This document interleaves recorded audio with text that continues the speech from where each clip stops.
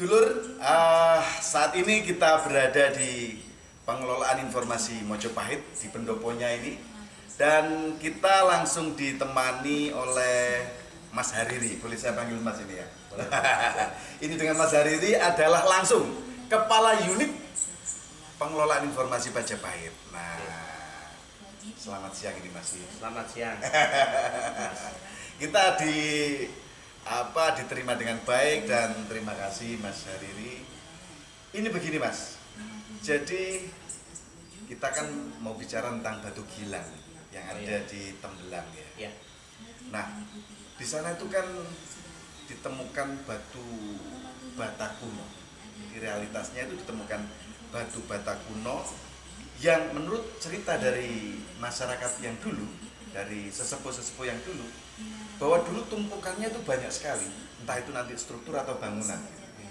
Nah, kemudian berjalannya waktu, ada yang kemudian batu bata itu diambil untuk keperluan pembangunan rumah, bahkan informasinya ada yang kemudian digiling untuk batu merah ya, untuk semen merah, untuk semen merah ya.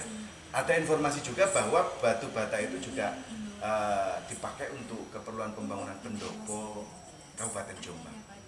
Nah, padahal menurut orang-orang itu kan bisa jadi itu dulu adalah candi. Yang menjadi pertanyaan itu, kok bisa ya orang-orang dulu dengan mudahnya ngambil batu yang berharga seperti itu untuk keperluan pembangunan atau untuk pendopo? Oh iya. Oke.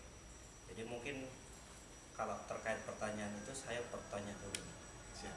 Pendopo itu kira-kira dibangunnya tahun berapa? Apa 1900-an awal atau mungkin tahun 1920 atau mungkin tahun 2000-an? Ya. Kalau informasi yang kami dapat dari sumber terpercaya itu menyebutkan sekitar awal 1900. Oke. Berarti mungkin saya bisa menjawab begini, Mas Panani. Mas Panani. Jadi mungkin saya bisa jawab begini, bahwa pada awal tahun 1900-an di kita, itu kan kita masih di bawah pemerintahan kolonial ya. Pada saat itu ya. Saya pernah membaca satu artikel, kalau tidak salah itu tulisannya Stater Jeni. Ya, dia melakukan penelitian tentang kenapa bata-bata kuno yang ada di kawasan Trawulan. Jadi kita ngomong Trawulan dulu karena kaitannya dengan Majapahit, dan di situ banyak situs berbahan bata kuno. Kenapa bata-bata itu hilang secara cukup masif besar gitu ya. Ternyata berdasarkan hasil risetnya itu, bahwa memang pada masa itu pemerintah kolonial itu membuat suatu kebijakan pengambilan bata-bata kuno itu untuk pembangunan infrastruktur. Salah satunya adalah pabrik gula.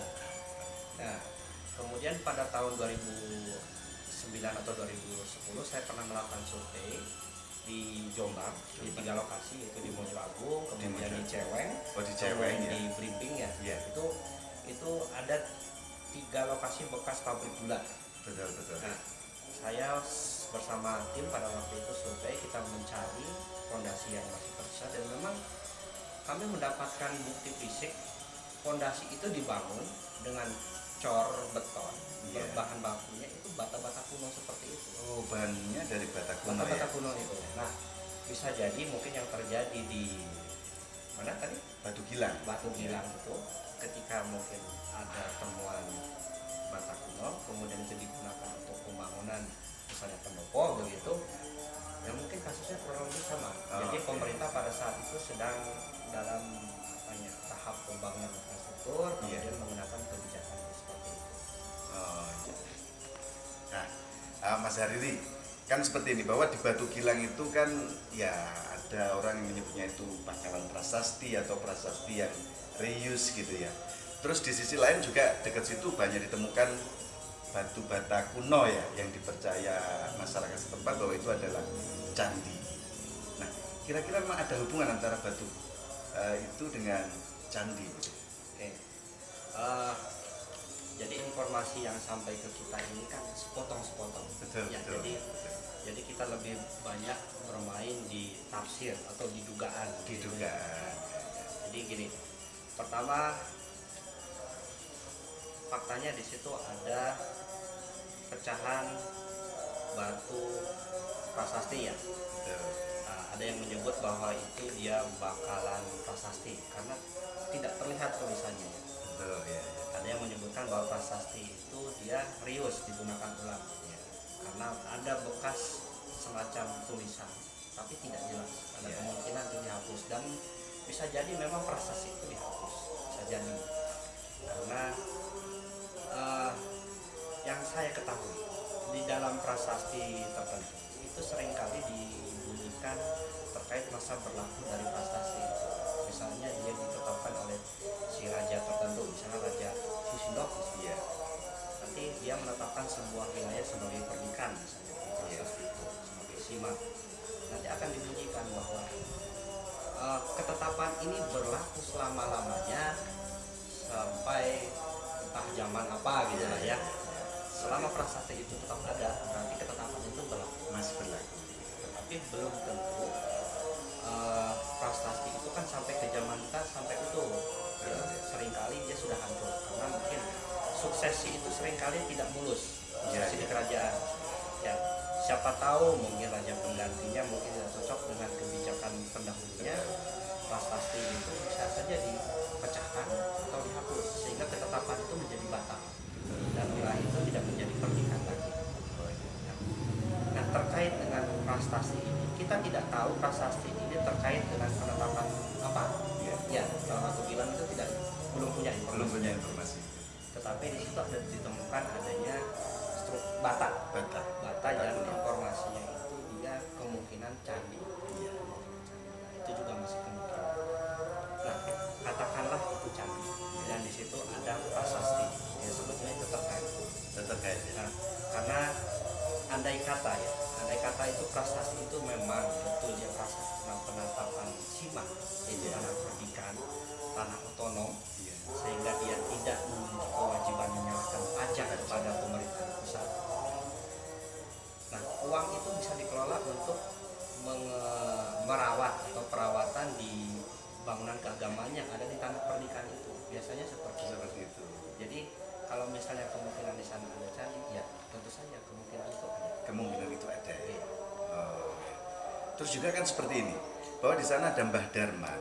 Mbah Darman itu mantan kepala desa di Mojokerto tahun 92 sampai 2001. Nah, beliau ini pernah punya visi gitu, wangsit gitu ya. Wangsit, pernah dapat wangsit bahwa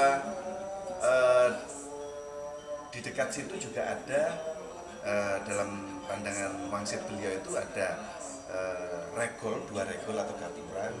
Sebelahnya situ ada kolam renang dengan warna pelangi. Itu 2 kali beliau mendapatkan wangsit seperti itu. Jadi kolam renang dengan warna-warna pelangi. Nah, itu kira-kira ada kaitannya enggak? Ya, ini pertanyaan Mas Panani ini melebihi ranah ilmu yang saya pelajari. Betul. Tapi coba kita lihat dari sudut pandang fisik saja. Betul. Kalau dari sudut pandang metafisik mungkin itu bukan bidang saya. Iya. Jadi gini,